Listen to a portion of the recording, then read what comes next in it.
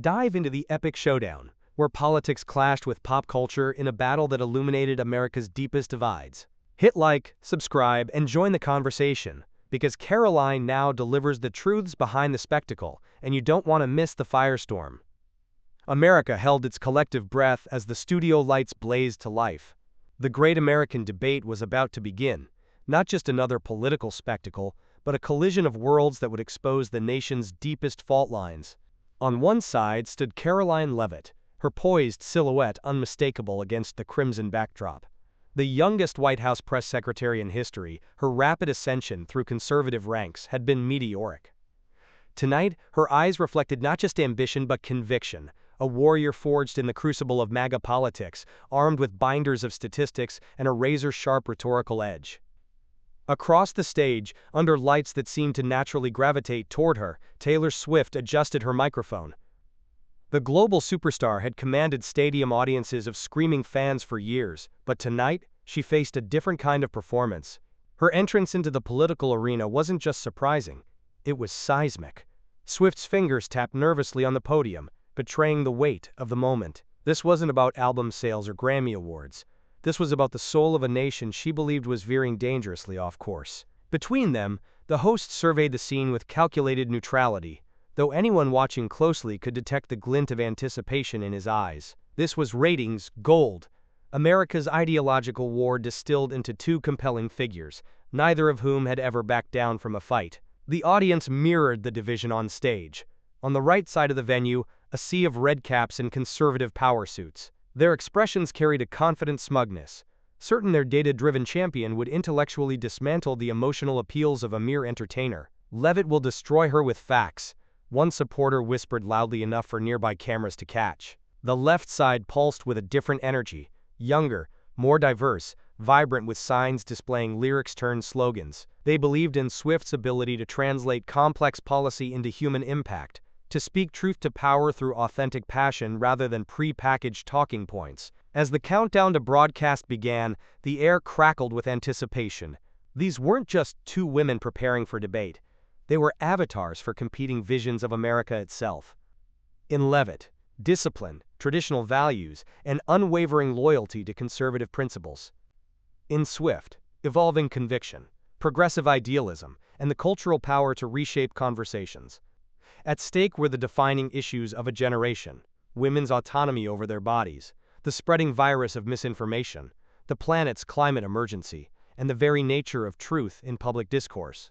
But beyond policy points lay something more fundamental, a battle between cold, calculated reasoning and heartfelt emotional resonance, between governing through strength and leading through connection. The host checked his watch, nodded to the production team, and straightened his tie. 3 minutes to air, he announced, his voice carrying across the now hushing crowd. Cameras pivoted into final positions, graphics packages stood ready to deploy. Karoline Leavitt drew a deep breath, reviewing mental note cards with machine-like efficiency. Taylor Swift closed her eyes briefly, centering herself as she had before walking onto countless stages. America was watching, the battle lines were drawn. And in the moments before the first question, one truth hung undeniable in the charged atmosphere: nothing after tonight would be quite the same. The red light blinked on, broadcasting live to millions across America. The moment of impact had arrived. Taylor Swift leaned forward, her posture a study in passionate conviction as she took command of the debate's opening moments. Her voice, the same that had filled stadiums and sparked cultural phenomena, now carried a different weight as she spoke not of heartbreak, but of systemic inequality. For generations, young girls have been told to dream while simultaneously being shown the ceiling above those dreams. Swift began, her words measured yet unmistakably charged with emotion. Women's equality isn't just about laws on paper, it's about lived experience. It's about every girl watching tonight, knowing she deserves the same opportunities, the same pay, the same respect as any man. The left side of the audience nodded in unified approval, as Swift wove personal anecdotes with broader societal patterns, her storyteller's instinct transforming policy points into human narratives. Her hands occasionally trembled, not from fear, but from the intensity of belief that radiated through her carefully chosen words. This isn't partisan, she continued, addressing the visible divide in the crowd. This is about our daughters, sisters, and mothers. This is about who we are as Americans. Karoline Leavitt watched with calculating patience, a slight smile playing at the corner of her mouth. When her turn came, she didn't rise from her seat, a subtle power move that projected supreme confidence. "That was beautifully said, Taylor," Levitt began, her tone both complimentary and subtly dismissive. "Emotion makes for great songs. But policy requires data." With clinical precision, she unleashed a barrage of statistics. Women's employment rates during the previous administration, specific economic indicators showing growth in female-owned businesses, and wage gap improvements in conservative-led states. Each number delivered not as dry data but as ammunition. "While my opponent offers hopeful rhetoric about ceilings," Levitt continued, her voice carrying a practiced cadence honed through countless press briefings, "I'm offering you concrete evidence of floors being raised. Real progress measured not in feelings but in facts." A slight smirk appeared as she added, "Though I admit, facts don't stream quite as well on Spotify." Laughter rippled through the right side of the venue, while Swift's supporters stiffened. The host's eyes gleamed. This was precisely the tension he had hoped to ignite. Swift's expression remained composed, but her knuckles whitened against the podium. This wasn't her first encounter with calculated dismissal. Meanwhile, Levitt's supporters exchanged knowing glances. Their champion was doing exactly what they expected, dismantling emotion with the surgical application of data. The opening salvos had been fired. Swift had appealed to America's heart, while Levitt had targeted its mind. Neither woman had yielded an inch of ideological ground, yet both had revealed their strategic approaches to the battle ahead. This wouldn't be a simple exchange of talking points, but a fundamental clash of worldviews. One believing in the power of emotional connection to drive change, the other in the supremacy of factual analysis. Beneath the lights, two visions of America's future stood in stark contrast. And as the host prepared to steer the debate toward its next explosive topic, the divided audience leaned forward, each side convinced their champion had drawn first blood in this war of words that would echo far beyond the studio walls. The temperature in the studio seemed to rise as the debate shifted into more treacherous territory. Taylor Swift's expression hardened, her earlier performance confidence now channeled into righteous indignation as she addressed what she clearly viewed as an existential threat. "In this digital age, misinformation spreads faster than truth ever could," she declared, her voice carrying the weight of someone who had weathered media storms firsthand. "Those with platforms have a moral responsibility to verify what they share. Lives literally depend on it." Swift's gaze swept across the audience, establishing a connection that had made her not just a musician, but a movement.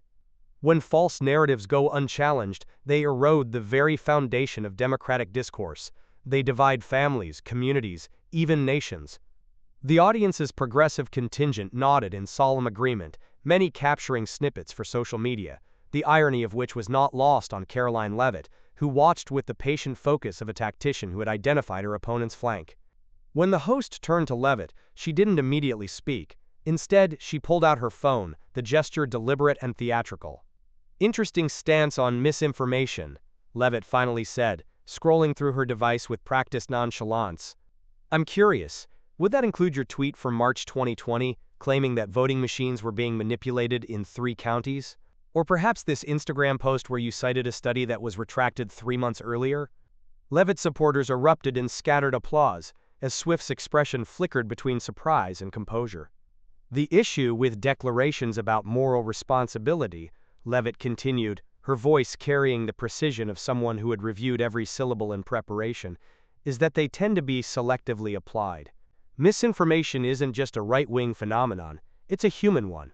With methodical efficiency, Leavitt cited 3 additional examples where prominent celebrities, including Swift herself, had amplified narratives later proven false.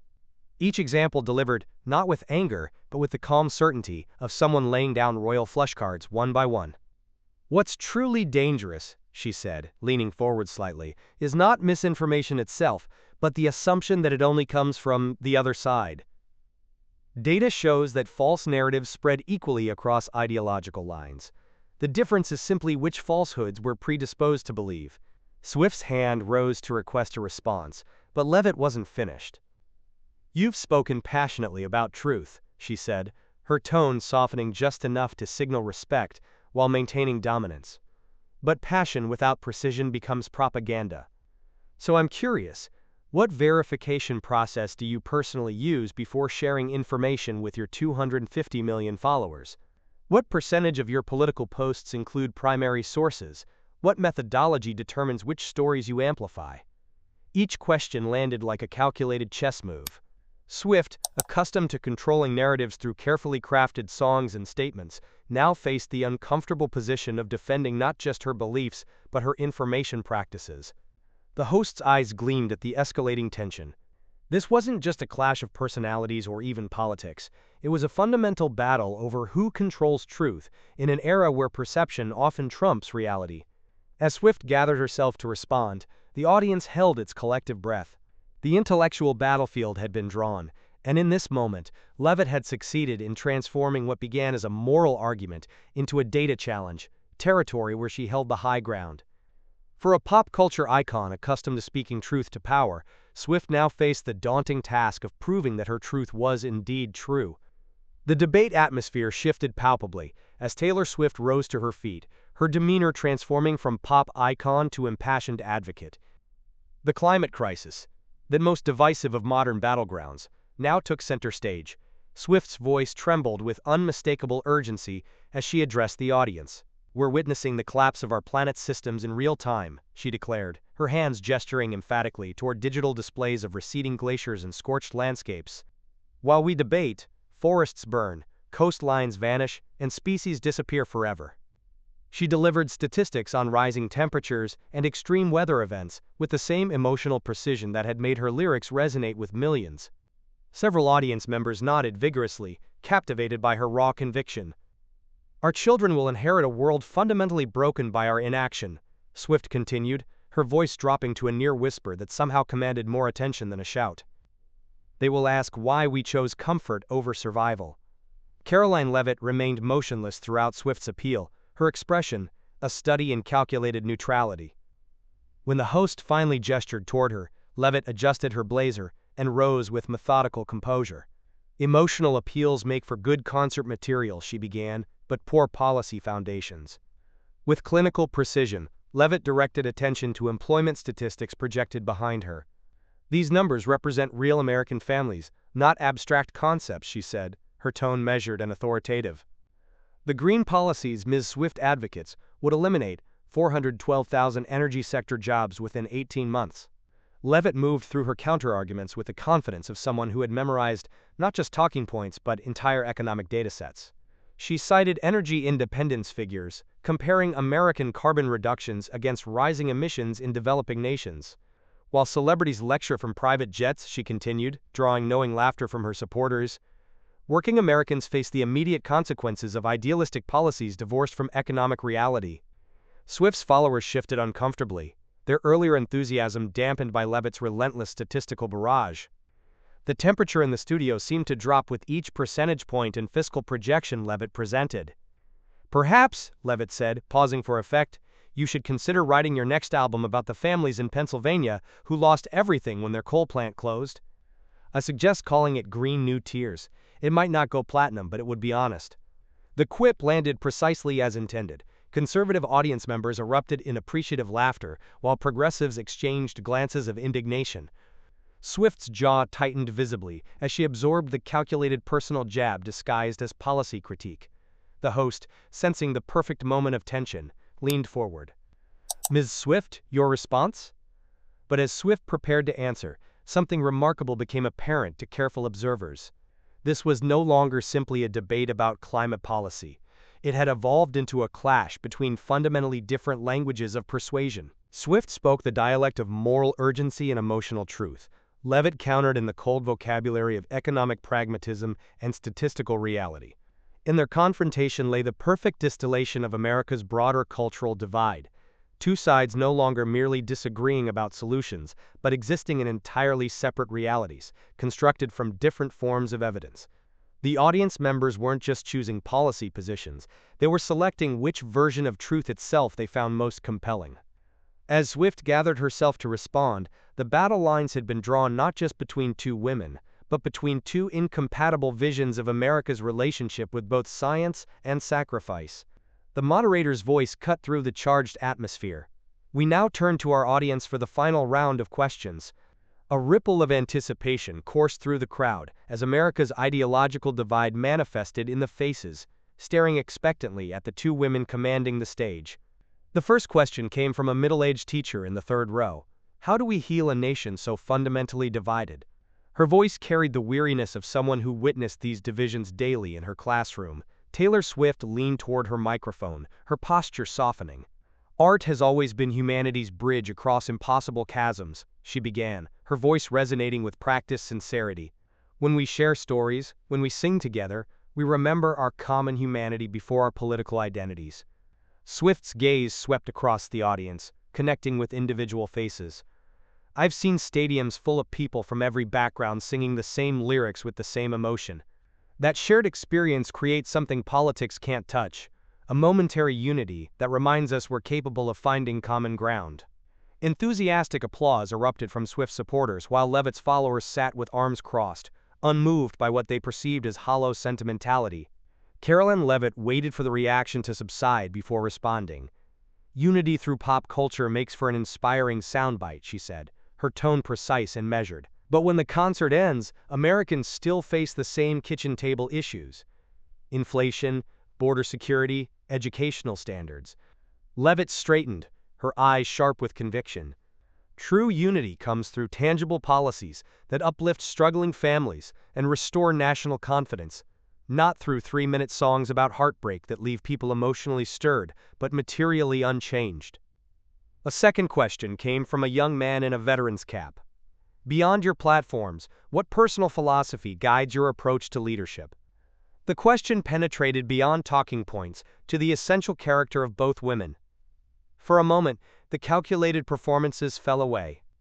I believe in the power of human stories to reveal truth, Swift answered, passion evident in her slightly trembling voice. When someone shares their experience of discrimination, of climate anxiety, of economic hardship, that testimony carries moral weight no statistic can diminish. Leadership means amplifying those voices so power cannot ignore them. Levitt's response came with equally revealing candor. I believe in the discipline of verifiable facts, she stated firmly. Feelings fluctuate, but data endures. Compassionate leadership requires the courage to prioritize objective reality over emotional appeal, even when that reality contradicts what people want to hear. The contrast could not have been starker. Swift offering a vision of America united through emotional resonance, Levitt promising a nation anchored to measurable outcomes, regardless of their emotional appeal.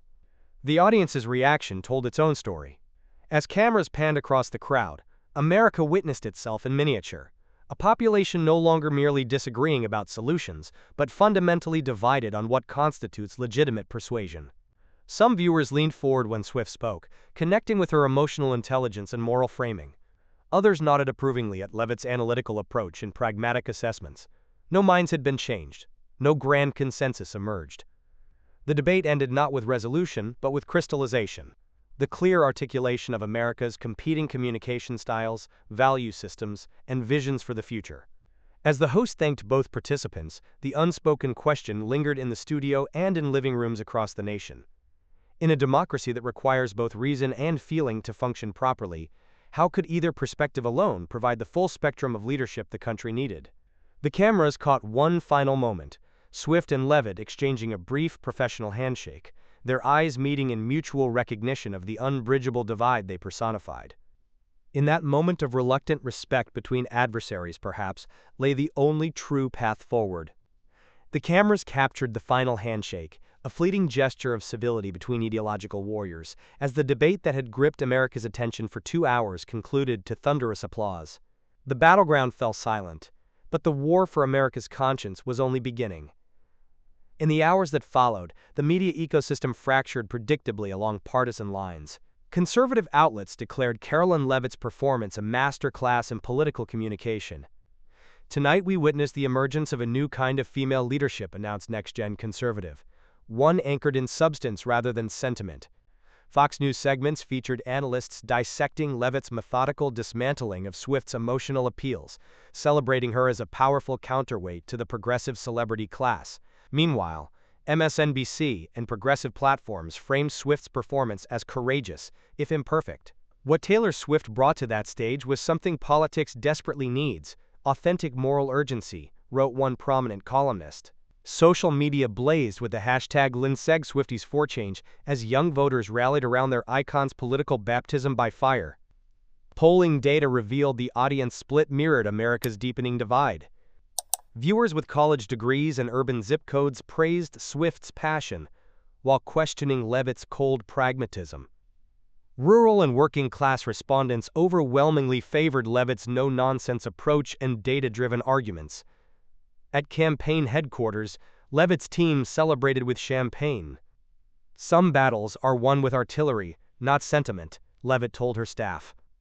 "Tonight we demonstrated that conservative women don't need to adopt progressive emotional frameworks to be effective." The triumph catapulted her fundraising numbers, with small-dollar donations flooding in from Americans hungry for leadership, anchored in what they saw as rational, uncompromising truth. Swift retreated to her Manhattan apartment where, sources revealed, she hosted an impromptu gathering of political consultants and celebrity friends. "I knew I didn't have all the facts at my fingertips," she reportedly admitted. "But some truths transcend statistics." By morning, her politically charged single-division lines had topped the charts, transforming debate talking points into melodic critique. What neither woman could have anticipated was how completely they had come to embody America's philosophical schism. Karoline Leavitt emerged as the avatar of a politics rooted in empirical reality, a world where measurable outcomes trumped emotional resonance. Taylor Swift became the champion of a politics built on moral intuition, where human stories and ethical imperatives outweighed clinical data. Both approaches revealed critical blind spots. Levitt's razor-sharp analytics failed to acknowledge how deeply emotion guides human decision-making, while Swift's passionate appeals sometimes sacrificed factual precision for moral clarity. Each woman represented one half of America's fractured political consciousness, and neither half alone could chart a sustainable path forward. Perhaps the truest moment came 3 days later, when an interviewer asked Leavitt if she would consider collaborating with Swift on bipartisan voter registration drives. Her response was tellingly pragmatic. "Americans don't need symbolic gestures of unity, they need leaders willing to acknowledge reality, however uncomfortable." When Swift received a similar question during a stadium concert, she paused thoughtfully before addressing the crowd. "Some divisions can't be bridged with a song or a handshake, but they can be acknowledged with honesty. That's where healing begins." As the dust settled, Americans were left to reckon with the debate's undeniable truth.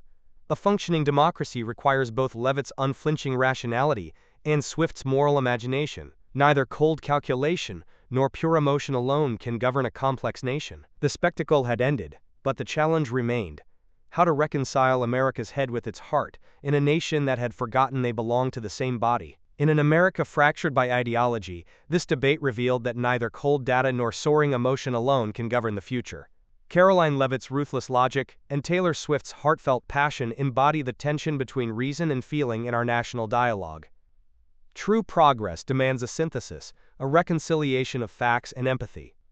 As Karoline Now exposes, understanding both sides, their truths and their flaws, is vital if the country is to heal, engage, and move forward amid relentless political storms. Which side will you champion when the next firestorm comes?